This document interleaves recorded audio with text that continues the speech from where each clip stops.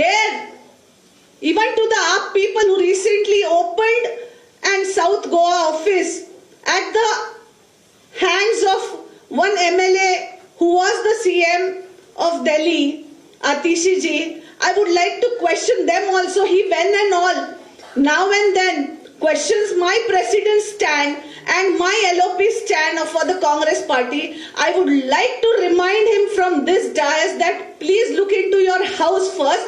You had challenged us for Delhi. Delhi has shown you your face. Don't come to Goa. Our Goan ladies, our Goa is prepared to show you your face. Don't show the bars where my president or my LOP of the Congress party will go. And it is a very subtle warning to AAP also, and a very staunch warning to TMC also, who is trying to break what they did in 2022. This time Goa will not allow. Goa will in one go support to the Congress party only.